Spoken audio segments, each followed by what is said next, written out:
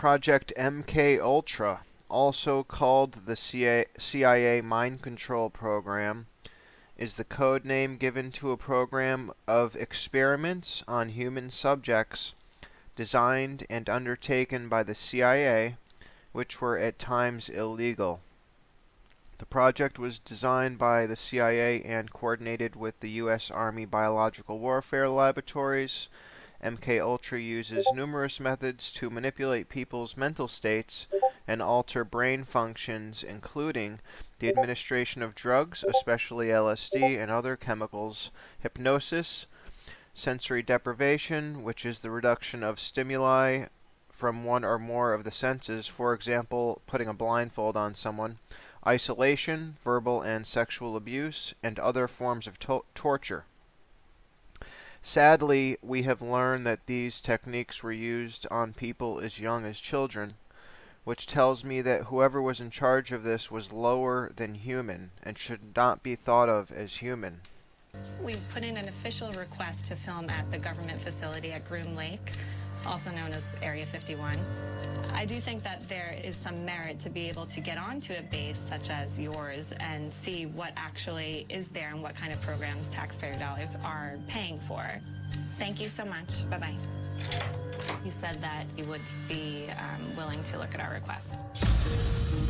While we wait for a reply, we focus on another location steeped in lore. Camp Hero State Park in Montauk, New York.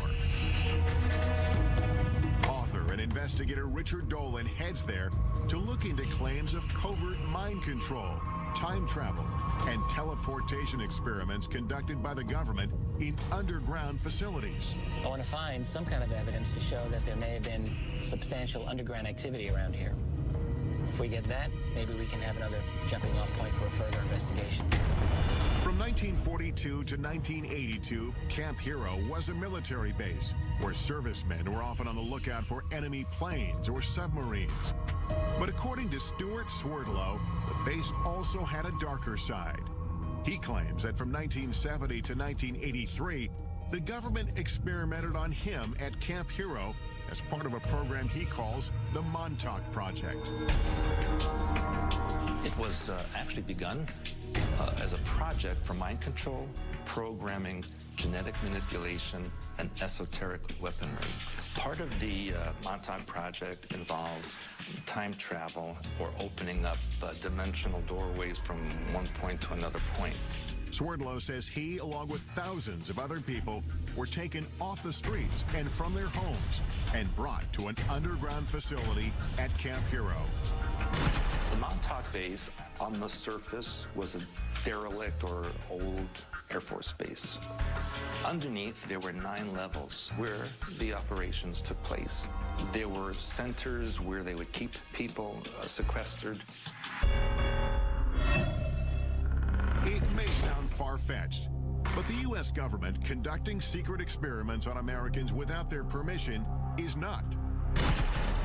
It has hidden programs from its citizens in the past and stashed away or destroyed the evidence. Like the medical research done for 40 years on poor black men in Tuskegee, Alabama. They were secretly mistreated for syphilis by the government in an effort to see how they would react. It's only one of the insidious programs uncovered over time. At the height of the Cold War, we now know that the United States military was using the American people as guinea pigs, basically releasing radiation into populated areas to see how fast radiation would spread. The military was experimenting on people without their permission, injecting people with plutonium, which is, of course, one of the most toxic chemicals known to science. They even gassed the New York subway system. But perhaps the most shocking programs involve mind control experiments carried out from the 1950s to the 1970s. The most infamous among them was MK Ultra. MK Ultra was a top secret project to see whether or not mind control was a possibility.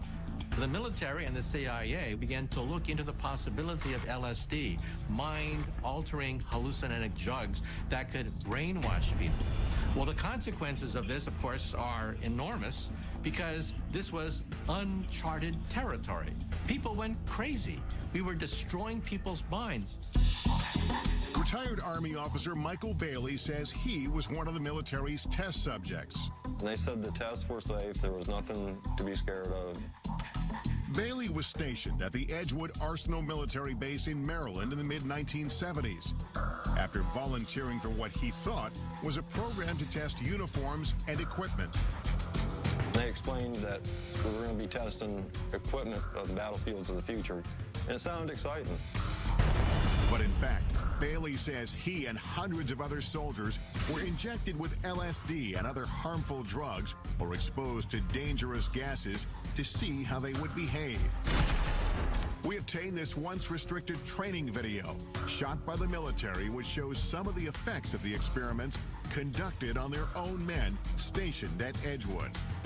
6.5 hours after exposure time, the confused volunteer needed help as he attempted to traverse part of an obstacle course. At this point, hallucinations and other mental disturbances were evident. Looking back, Bailey believes his government betrayed him. You trusted the government. You trusted the Army. It was a bunch of lies. There was a lot of harm done at Edgewood Arsenal. More than 100 of these mind control experiments were conducted at military bases, in hospitals, and at leading universities like Princeton and Harvard. But these programs had some disastrous consequences. There were a number of suicides, a number of unsuccessful suicides. One man who had been dosed with LSD actually tried to commit suicide on his front lawn in front of his children and was in a what's commonly called a flashback state. The truth behind MK Ultra was only revealed in the mid-1970s. All the classified documents were ordered to be destroyed by the head of the CIA. But about 10 boxes of financial records were overlooked, and a small portion of the dark truth was uncovered. The thing about MK Ultra we have to remember is that we have very little information about the specifics of the programs, and that is because most of those records were destroyed. Without comprehensive records about who exactly was involved, some speculate that MK Ultra victims may have changed the course of history. The assassin of Robert F. Kennedy, Sirhan Sirhan, has been speculated for a long time to have been a mind control victim. At Harvard, it's interesting to note, one of the students involved in the experiments there was the Unabomber. If experiments like MK Ultra took place without public knowledge, is it possible the Montauk Project is another example of a government program that to this day remains classified? We only learned about MK Ultra by accident. It could so easily be the case that had all those records been properly destroyed, to this day, all MK Ultra would be rumor. When I think about that in connection with something like Montauk, it makes me think that it's just possible that the Montauk Project remains rumor because simply the guys running the security did a better job than they did with MK Ultra. Could the U.S. government have been conducting experiments inside secret underground bunkers at this retired military base? That's what Richard Dolan is hoping to find out. If the claims about the Montauk Project are true, that'll change everything about what we think we know about this world. And I have to say, if you're going to have a secret program, then Montauk is a great place to have it in a lot of ways. It's very remote. I think that it's possible that there has been some strange activity going on under there. Since the base is now a state park, we asked park officials for permission to access any underground areas. According to the United States government, there are no underground facilities at Montauk. Of course, you have to bear in mind that the United States government does almost certainly have many underground facilities that they don't wish to acknowledge. Author and investigator Richard Dolan has agreed to meet me at Camp Hero to take a closer look.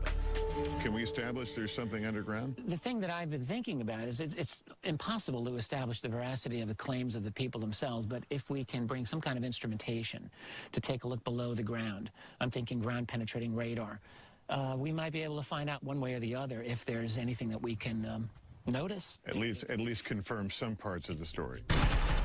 According to Stewart Swerdlow, he, along with thousands of others, were brought here to be programmed or mind-controlled.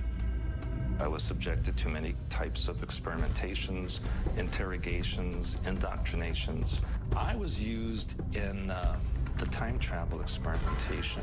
To do this, Swerdlow says he was sequestered in facilities directly beneath the old radar tower. Deep underground, he says, there were 9 levels of rooms, and within those rooms was a device called the Montauk chair. Looked kind of like a dental chair that the person would sit on. There'd be a headset that would go over them. There were huge computer banks around that location. And there would be the psychic who would be sitting in the chair and generate thoughts electromagnetically into this device, which could be amplified and stored on the computer so that it could be amplified and transmitted. But mind control wasn't the only concept being tested at Montauk, Swerdlow says. According to him, they were also experimenting with time travel and teleportation using strange technology. It's like a huge mirror frame, and in the frame there is technology that creates vibrational frequencies that can match points in time and space, and you literally walk through. And that is how they transported people from Montauk. If Swerdlow's claims are true, it would completely change the way we see the world. A good example of the second case would be 9/11, because what came out of that is the increased security. We went to Iraq, all these different things of the police state were ushered in, and that was as a result of the problem, reaction, solution scenario that they typically run in these kinds of things. Now, well, the question isn't who or why anymore, so much as how. How could 200,000 tons of steel drop to the ground in under 11 seconds because of a fire? Well, over 1,000 architects and engineers say it simply can't, not the way it happened on September 11th. And now they want a new investigation. Well, Tim King is the editor of SalemNews.com. He's been covering this issue for quite some time now, and he joins me live from Oregon. You know, Tim, RT has been covering this topic extensively over the years, and I found it very interesting that the first line of the piece you wrote said, quote, "The mainstream press is showing interest in a taboo, however glaring subject, the inconsistencies in the Bush White House 9/11 account." First of all, what are the inconsistencies here, and why do you think that the mainstream media has started to pay attention now? Well, I think that part of it is that there are certain facts with things like the melting temperature of steel, and there are a lot of very, very known criteria about building implosions. And I think it's the fact that 1,000 engineers have signed on to this report now, and they're just saying it's physically impossible. The version. And a lot of us, I think, when the passports were showing up on the sidewalks of Manhattan just hours after the initial crash, really didn't have a lot of faith that we were going to get a real story. And I think that, after all this time with this many professionals, and these are high caliber professionals making these points, that we just have to pay attention, and now the mainstream media is too. You also say, based on the interviews and research you had done, that a third building came down that day, wasn't hit by an airplane, but you write that it did contain a lot of records that certain members of the financial industry didn't miss. Can you elaborate a little bit on that? Sure. Well, this was a building that was a World Bank building, and from our understanding from the research that's been done, there were just billions of dollars worth of gold down below. There were also a lot of records in that building that they conveniently disappeared. This is Security and Loan Administration scandal, a lot of things along those lines. They were records that these groups were not sorry to see vanish into thin air. And Building 7, just the notion that it came down at all, when, as you said, it wasn't struck by an aircraft, I think, honestly, and I hate to say this, but I think half the Americans you could ask, how many buildings came down in New York that day? They would say 2, they would not say 3. And Building 7 was a skyscraper. It was not as tall as the 2 main buildings, but it was very substantial. And since jet fuel burns about the temperature of diesel, which isn't enough to melt steel in the first place, the notion of the third building coming down after not even being struck by an aircraft, it's pretty far out. By architectural defect or possibly by bombs or aftershocks. Do you have any thoughts on that? Well, it was an architectural defect. You know, the World Trade Center was always known as a very, very strong building. Don't forget, that took a big bomb in the basement. Now, the basement is the most vulnerable place because that's your foundation, and it withstood that. And I got to see that area about 3 or 4 days after it took place because one of my structural engineers actually took me for a tour because he did the building. And I said, I can't believe it. The building was standing solid, and half of the columns were blown out. I mean, so this was an unbelievably powerful building.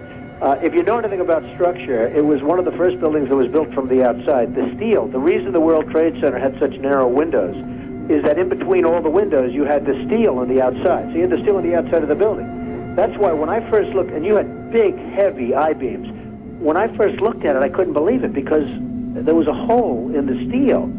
And this is steel that was, you remember the width of the windows in the World Trade Center, folks. I think you know, if you were ever up there, they were quite narrow. And in between was this heavy steel. I said, how could a plane, even a 767 or 747 or whatever it might have been, how could it possibly go through the steel? I happen to think that they had not only a plane, but they had bombs that exploded almost simultaneously, because I just can't imagine anything being able to go through that wall. Most buildings are built with the steel is on the inside around the elevator shaft. This one was built from the outside, which is the strongest structure you can have, and it was almost just like a can of soup. You know, Donald, we were looking at pictures all morning long of that plane coming into building number 2, and when you see that approach the far side, and then all of a sudden, within a matter of a millisecond, the explosion pops out the other side. Right. I just think that it was a plane with more than just... And that makes these kinds of things very difficult to sort out because you really don't know what's the truth and what isn't. And I can give you some examples. Initially, they said there were 16 guns found in the hotel. Now there's 23. And, you know, without giving us a list of what the guns were, the serial numbers and all that, we don't know how many guns they found up there. If they found any guns, they talk about the ammunition. They've released pictures, or at least somebody has released pictures. You know, and you have to wonder about the picture of Paddock, the one, especially the gruesome headshot, because that one has a lot of problems with it. And Absolutely. Then you know, I mean, that one has just got so many problems. And I know you and Jim, I listened to your interview with Jim and Scott yesterday, right, which was a great interview, by the way. Those guys, especially Jim, just nails everything to the nth detail. But there was something that wasn't mentioned in the picture of the headshot, and that was that, well, there's a couple things, but one of the things is that some people have blown up that picture, and you can see the revolver laying above his head. And if you look real close on the cylinder, it looks like there is an unshot, unspent shell on top of the cylinder, which doesn't make any sense. The shell casing's on top of the blood. You know, obviously there would have been spray. There should have been blood on top of the shell casings above his head. And one thing I don't understand, and I don't know if they've made this official, but did he shoot himself in the head or did he shoot himself in the chest? That's very... Okay, you know I don't know if you know anything about his father, but his father was a bank robber. Oh, right. Yes. Yeah, and he got arrested and he broke out of jail. He escaped. Okay, they caught him and he only got a year out of that.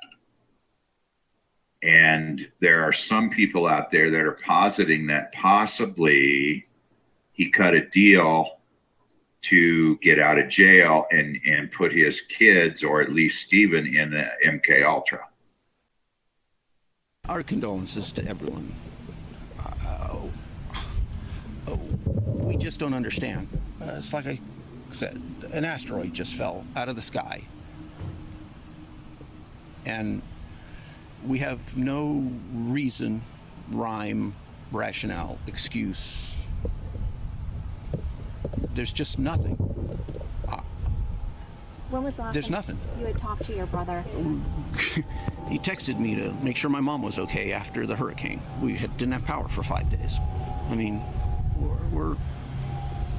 there's nothing. I mean, the brother of the Las Vegas shooter, Stephen Paddock, spoke to reporters just moments ago in Orlando. A word of caution: we understand there is some adult language being used here. Let's listen in.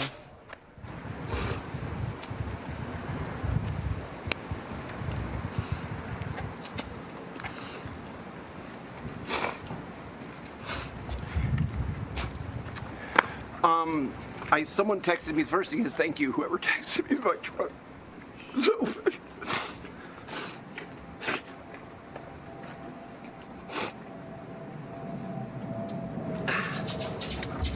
Someone texted me, I don't know who, Reuters or somebody texted me thank you, that with an update that I didn't have because I took my mom to the doctor. How's your mom Supposedly Steve, I'm sorry? How's your mom doing? She's okay. I mean, do you want that kind of background real quick about my mom? I mean, my mom was born in the Depression. She's had a tough life. Her husband was a total hole. He ran off, left her with 4 kids. She raised 4 kids on a secretary salary. For the people who have been affected by this, if there was anything I could do to make this better, if there was anything I could do to make this better, I would do it. And I mean, nobody wants to hear this, but I'm as touched by this. My brother's dead, who wasn't this guy who did this. You know, he's dead. And I liked my brother. He was a good guy. I know this is, you know, nobody wants to hear this, but damn. You know, if you knew Steve, once again, people 20 years ago who have no reason to say anything nice about him or anything, or say nice things about him, people who don't even know him hardly. This is a horror, just a horror story in every possible way. It's the bad twist at the end of a good movie, you know, at the end of a good movie or something. It's how in the hell did this happen? When Steve can do this, we are in deep shit. Because there's just nothing there. You find me where someone who's like Steve does this. I hope the hell they find, when they do the autopsy, that there's a tumor in his head or something. Because if they don't, we're all in trouble. Because this is, Steve was just, I mean, Steve's dead. You can't say anything bad about him anymore because who cares? Say whatever you want about him. It's not gonna hurt me. Something horrible happened to my brother. And whatever happened to him in his head that made him go over the edge like this, you don't, you know, when the lights go out at night and you lay your head on your pillow, this is you and me. I mean, come on, guys. This is what everybody's so scared about right now. You're hoping that there's some autopsy will reveal something to explain. I'm praying for at least some data points, because otherwise it's you know, the bug in Men in Black put on a Steve suit and went and did this. I mean, there's no other rationalization. Believe me, I sympathize with everybody who's grasping. Who on this planet do you think is grasping for this understanding more than me? Okay? I mean, once again, my heart goes out. My son called me today and he cried on the face. He's just crushed by this. And it has nothing to do with him. Nothing. But he's just totally crushed by this. And this is why I'm not a crying kind of guy. First time we ever met him, he handed us the key to his house and said, "Hey, would you, keep an eye on the house? We're only going to be here, every now and then." He also was real nice. He says, "Hey, I've got a big shop vac. I got ladders. I got all kind of tools." anything you need, just, come on over and borrow it. Well, he did video gambling here, he said, and he showed me one time on his laptop, not his laptop, his iPhone, how he had just won $20,000. I was out picking up the mail, and he was getting his, and he came over and said, oh, yeah. And then that's when he really told, yeah, I was, Meridor and I, that's what we do for a living. We gamble and speculate. So, but, I mean, yeah, he was, very friendly. Never saw him. Well, we really didn't look through the house. Yeah, we didn't look like through that, the house, just other but I than- mean, like, it was sparse. I mean, there were 2 lazy boy recliners in the family room with, TV tables in front of it with laptops sitting on top of it, and then there was a TV. There was a bed in each of the bedrooms. I think there was one picture on the wall, but that was it. Like, they were night people. He said they would sleep until noon or 1, and then they were up all night gambling.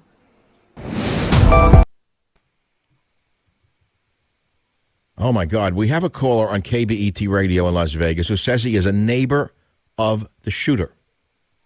This man has not appeared on any other show in America. Is this true? Before I take him, call screener. We have a caller on the line from KBET radio in Las Vegas who says he is a neighbor of the maniac who did the shooting. Rick on line 9, please go ahead. Yeah, Mr. Savage, how are you today? Are you really a neighbor of this maniac? I was, yes, sir. And I'm no longer in Mesquite anymore. I'm in Pittsburgh, Pennsylvania, but I was his neighbor for about 7-8 months in Mesquite. And I can tell you 100% that this is not that kind of guy. I was there working and seen him probably every other day on my way home. He used to sit with his garage open and sit out there in his driveway with his lawn chair right at the edge of the garage and the driveway. And he would wave all the time when I was going by. Really nice guy.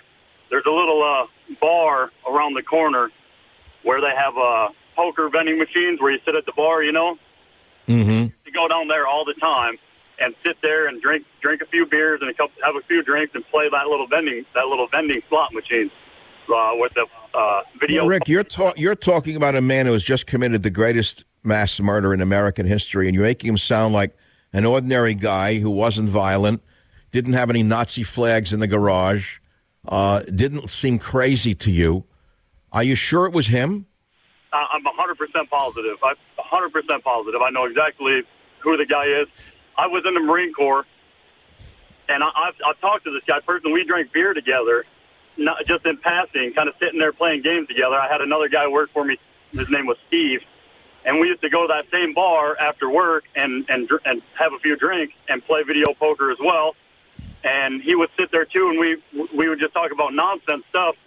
And I told him that I was in the Marine Corps, that talked about guns and all kinds of stuff. He never even told me that he owned a gun. Did he express any political opinions to you in those discussions? No, sir. No, sir. Not a thing. I mean, other than I told him, because I was wearing a Trump team shirt that said Trump team on it, and he was a Trump fan. But other than that, we didn't talk about it. Oh, don't let that get out. I know. But, and then the acoustics, when you started talking about that, I was when I decided to call, because I know I've been fired at with a 7.62 AK-47 thousands of times. And I can tell you, beyond a shadow of a doubt, that is a 7.62 round. There's no doubt in my mind. You can tell, like your previous caller said, by the thud of it at the end of it, and the discharge rate. 22 fires at a lot faster velocity and a more rapid recession than the 7. But do you confirm that this was a belt firing weapon? If not, now you have to be careful when you define belt-fed weapon, because that could be a drum mag, it could be a belt-fed from the side. I would say it was probably a 50-round drum magazine, not an extended mag. Now, are 50-round drum magazines legal? Yes, they are. In some states, they are, and I frankly argued against private ownership of these before, and I was roundly attacked by individuals who called this program. I said, what the hell do you need a thing like that for? And, of course, the standard answer is we're going to hold off the U.S. government when it comes for us. But going back to your main point, Rick, and I need to confirm this. I'm just going to take you on your word because what you just said has not been heard on any network. It's going to be picked up and played elsewhere. I know that. And, thanks to the Savage Nation. You are a man who is a former neighbor of this shooter, and you say he was an average Joe, never expressed any political opinions, no religious affiliation. Is that true? That's 100% true. Yes, sir. Wow. I've already talked to the Clark County Sheriff's Department this morning. Called them and told them everything I know and everything that was said between me and the guy. Now this was spring. I was there in December of 2015 all the way until June of 2016. I was his neighbor for that entire time. In Mesquite? In Mesquite, yes, sir. Yes, sir. Unbelievable. Multiple times. I've spoke with him multiple times. I'm not a big conspiracy theory guy, but it don't sit right. I know this guy. I've drank beer with this guy. All right, so, okay, you're not a conspiracy theorist. Ordinary guy, doesn't snap. Something's wrong with the picture. Clean skin. Was he brainwashed? I don't think so. He was too smart of a guy to be brainwashed, I think. That's up. All right. So wait, you don't go for conspiracy. He wasn't brainwashed. So what is your instinct telling you as a man who's been in combat? Obviously, you have a very heightened sense of reality. What is your instinct telling you? It's a setup. I know that sounds weird, but it's got to be a setup. What more? How does? Wow. Wait a minute. Hold on. I understand what you're saying. That's the body they found in the room, but he may not have been the shooter. Exactly. I mean, how many movies have you seen with that exact same plot? I mean, oh my God. How does it describe multiple people running through the crowd? What, 2 people running through the crowd saying you're all going to die? Yes. And then all of a sudden, it's some average Joe guy who was an accountant who spent his days gambling at the video poker machine around the corner from his house drinking beer. All right, so if you were writing the mystery novel, there are far more nefarious players involved. They did the shooting. They broke into his room and killed him and made him look like the shooter by laying guns in the room? Absolutely. And he had been there since the 28th of September. Yeah. And then finally on the last day of the last show of the concert, he starts shooting people. I mean, it doesn't add up. Why didn't he shoot people a long time ago? What did he do? Go out and enjoy his weekend and then decide he was going to kill people? Like, it doesn't make sense. It doesn't add up to me, especially not this guy. Not this guy. So you're confirming in your mind a conspiracy theory in your mind. We call it that. Call it what you want. That's the person they found in the room, but we don't know if he was the shooter, is what you're saying. That's what I'm taking it as. I mean, prove to me he was the shooter. Show me the ballistics on his hands from him shooting and on his clothes from him shooting all these shots. On top of that, watch the videos. AK-47, watch any video from when we were in Afghanistan, and the end of an AK-47 in the middle of the night lights up like a Christmas light with a flash. There's nothing coming out of that room. Wait, there were no flashes coming out of the windows of the Mandalay? Watch the videos. I've watched them on Twitter and on YouTube 100 times, and they're looking at the Mandalay Bay and a lot of these cell phones that people are holding, and you don't see a flash one coming out of that room. Well, did he have a flash suppressor on the end of his weapon? You wouldn't. I mean, there's still. I mean, you're 30 stories up in the middle of the night. You're going to see something. I mean, but why would he? And anyway, why would he need a flash suppressor if he was just randomly shooting into a crowd? What's that for? Whoever was doing it knew that they would be caught eventually, but you're saying he didn't even do it. I mean, I'm not going to say he didn't do it, but it's just hard to believe. It's really hard to believe knowing the guy. All right, I want to repeat what we've been talking about because I'm going to play this sound again tomorrow. Jim, we got to grab this. This caller, Rick, from KBET in Las Vegas, says he used to live next to the alleged shooter. He doesn't believe this alleged shooter did it for the reasons he described. And he's not given to conspiracy theories, but he thinks the whole thing was a setup and there are other individuals involved. Does that accurately depict what you are saying, Rick? Yes, for the most part. I mean, it sounds harsh coming off like that because it makes me sound like a like a weirdo, you know. But there's too much involved knowing the guy personally. So All right, weirdo. Don't worry about it, weirdo. This country takes weirdos to figure things out, but you're not a weirdo. You're an American patriot who's actually faced bullets flying at him from an AK-47. Rick, thanks for calling from Las Vegas.